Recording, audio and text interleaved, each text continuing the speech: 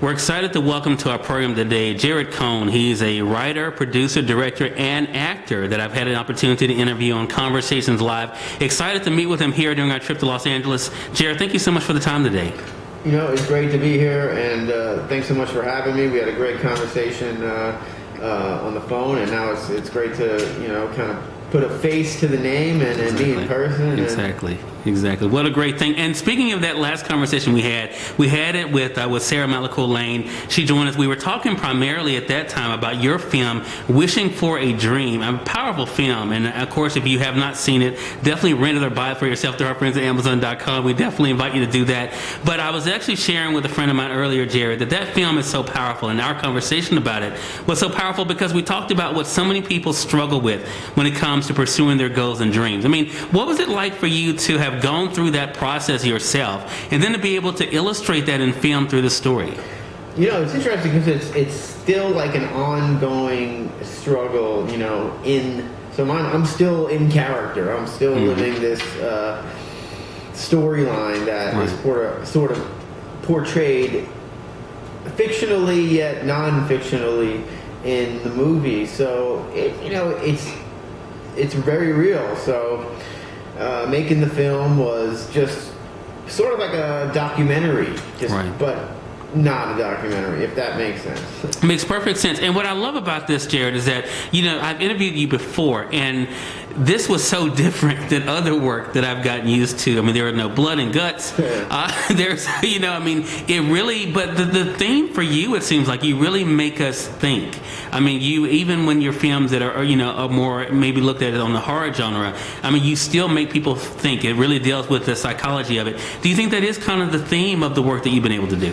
When I write scripts, I try to invoke something that makes the viewer think, especially as I've kind of progressed. I like to think my story's got a little bit better and more compelling. But yeah, I mean, Wishing for a Dream was so different, and I kind of wanted to have something more art house. I felt it hopefully would lend some artistic credibility to the other stuff that I do. But yeah, I mean, it's tough when you're making a sort of art house movie. It's not very commercial, and you're kind of just making it because you want to make it, and that's kind of why I made it. I just kind of wanted to make something personal. Hopefully it would resonate with some people, and that was the goal. And now we're just trying to market it and get it out there and have as many people see it. And some people are responding really well to it. Excuse me. Some people are, people on the internet bash everything. Everything I've done has been bashed, but every movie has been pretty much bashed. Right. So if you go on the internet and you're looking for feedback, you better, you gotta have some thick skin in this town, especially when you're making independent films. Right. Because there are just some people that watch big A-list $100 million movies, and then they watch an independent movie and they sort of expect the same thing, which is not the case. So they're just going to tear it apart, which is a whole other story. I can rant on about the critics. But. Yeah. But, it's funny that you said that, though, and I want to actually go back to that because I think it's so interesting. You do have, I think for everything, and I have my own filter where I think I overlook so much of that stuff and just try to focus on the good, because there have been a lot of good things said about Wishing for a Dream and other projects you've had, and then the social media following your building has been great. I mean, what has it been like for you to see? I know just like we all have our detractors, but what is it like for you to see the support that's been coming in, especially through social media? Fantastic. I'm so grateful that there are people that are supportive, and I am so grateful to them because,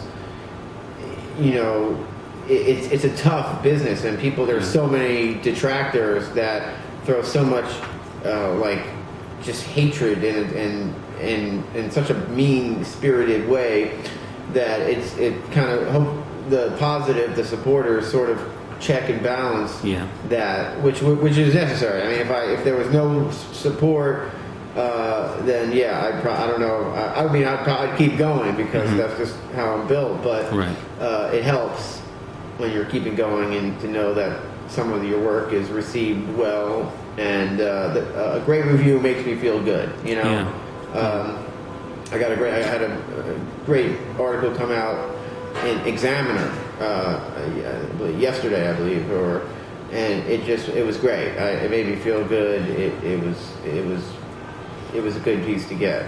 Right. And I think that's the thing. I mean, but you know, the interesting thing about you though, Jared, and I think this is the thing I hope our audience gets too, that, you know, the important thing is to do what you love. And I think you've been able to definitely to do that, to do what you love. And a side product of that has been the fact that you've been able to have people who appreciate it as well. But where does the courage come from? We can't be in Los Angeles and not talk about the courage, because everyone, it seems like in the city, you know, believes that their gift, you know, should make room for them. I mean, where does the courage come from to not only have an idea, but then to work so hard to make that idea a reality? The courage, you know, that's a great question that you ask, because it's like a roller coaster. You know, some days you feel unstoppable, and you know you're so motivated and nothing can stop. You know you're just empowered, and then other times you're like, why the hell am I doing this? You know, you feel like you hit a wall. So, I mean, it comes in moments, and often days, some days it'll have the same often days. So it's a crazy town. It's a crazy industry. But I think, you know, the courage that, you know, really what it comes down to, for me personally, is that I can't do anything else. I'm not good at doing anything else. I selected this path because I'm a fan of entertainment. I enjoy movies and television and telling stories. So that's what I wanted to make my life about. So I focused that. I went to school for that. Started doing that. So the courage. You know, it's just really hopeful. You have to have that sort of sense of, you know, this is possible, and hope. You have to, you know, believe in that. And if you don't believe in yourself, you have to believe in yourself. If you don't believe in yourself, nobody else is going to believe in you. Exactly. So it's just, you have to keep going, and it stems from, you know, faith in the universe. Yeah, I think that's the important thing. For those who are just tuning in on the television side, or even through our friends online, you're watching Cyrus Webb Presents, or Conversations LA, as we're in Los Angeles. We're here with Jared Cohn today. He's a writer, producer, director, and actor. We were talking a little bit about his film, Wishing for a Dream. But Jared, as we were kind of joking about before we started the taping today, you have a lot of projects that you've been involved in, and a lot more that are to come. Is it the idea of what's next? Is that one of the things that keeps it exciting and fun for you? Absolutely. And you know, it's always, by the time you get to sort of talking about a project like Wishing for a Dream, I mean, we shot that, you know, a couple years ago, and went through post, and then it had to get a release and distribution. So it's always about the next thing, because if you're just focusing on what you're doing right now, that's gonna be over, and then you're gonna be idle. So me personally, I need to be working on something. You know, I like to have multiple things going on, because the longer that I'm sitting with myself in my own head, the worse off I am. So you know, I'm constantly writing, looking at other projects, and each project is so different and requires its own thing, and everything's different, whether you need cast, or you need money, or you need someone to partner with, or you need a script that you have to write, or whatever. It's you have to be focusing on that. Unless you're acting, I mean, if you're cast in a movie, then you know, obviously you have to work on your character, memorize your lines, but there's not much else on the logistical, behind the camera, producing side. But I've really been getting more focusing on, you know, putting movies together, producing our own stuff with some of my partners at Trap Light Media, because that's really the only thing that you can control. I mean, you can go out as an artist, you can go out as a a director and you say, okay, you're a director and you're looking to get hired to, you know, so you're going to run around, you know, you're going to might try to find an agent or a manager, or you might call production companies, but eventually you're going to have to make your own stuff because no one's going to give you that opportunity initially. And then even if you get a couple opportunities, you get hired a few things, which has happened, happened to me. I'm a director for hire. I'm, happy to hire me and I'll happily direct a film, but you can't rely on that unless you're, top level. If you're, a big level, Martin Scorsese, of course, you're going to get money. Studios are going to beg you to make their movie, but if you're lower on the pole, then you need to generate your own stuff. You need to make your own movies. So whether that's finding money to do that, or or putting your own money in, which is what we are doing right now on a small scale. But we're pulling favors. We're doing whatever we can to make these movies. We're prepared to do because we believe in it, because otherwise you're looking at a phone waiting or you're sending out emails. I'd much rather be working on a film, even that's a small film, than trying constantly to get something going, because I'm a creator. It's all about content, and at the end of the day, that's all that matters. All the phone calls, all the emails to try to get stuff going, nobody knows about that. That's a blip.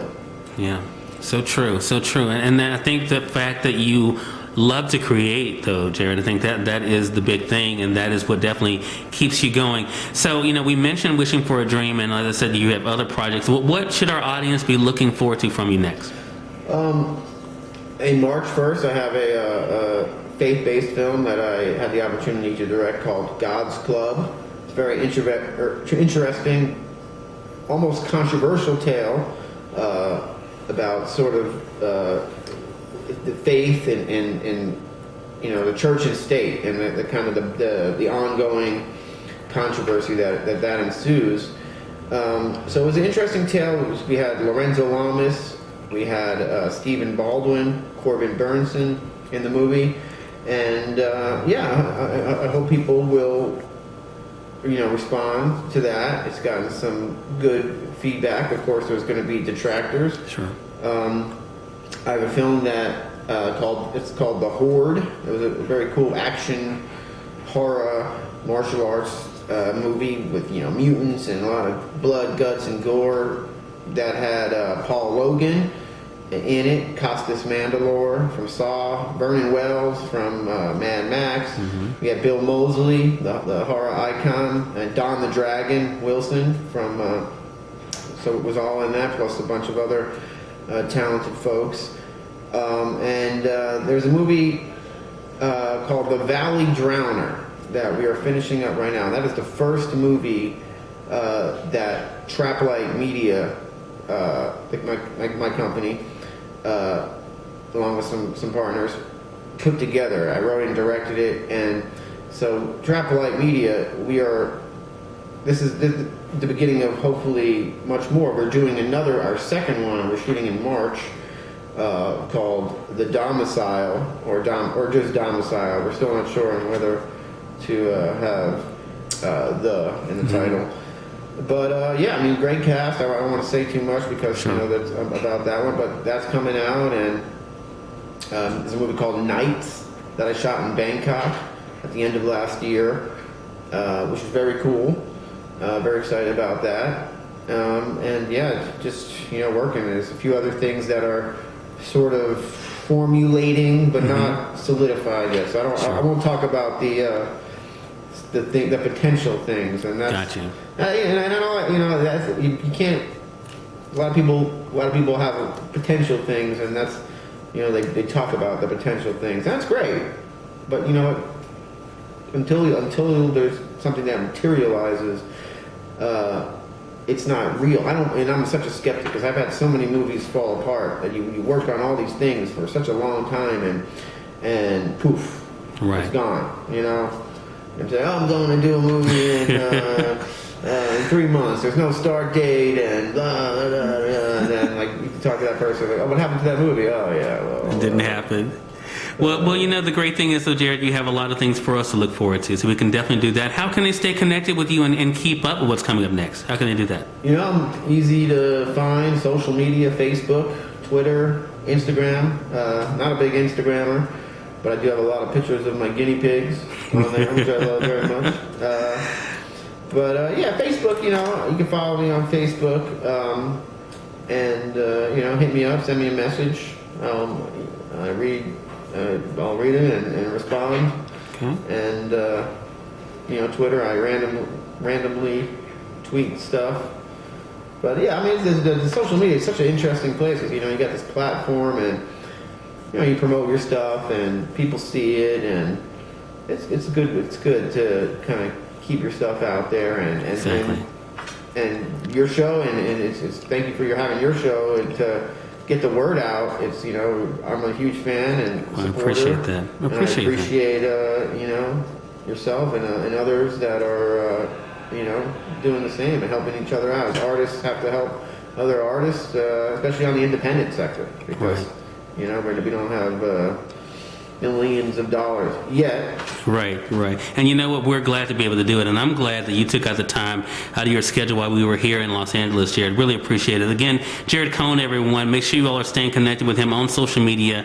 Definitely go to Amazon.com. Look for that film we discussed, Wishing for a Dream, and keep up with all the great things coming up beginning in March. Jared, again, thank you so much and looking forward to our next conversation together. Thank you so much for having me. It was I had a blast. It's the same here. And for our audience, thank you all for tuning in to another edition of Cyrus Webb Presents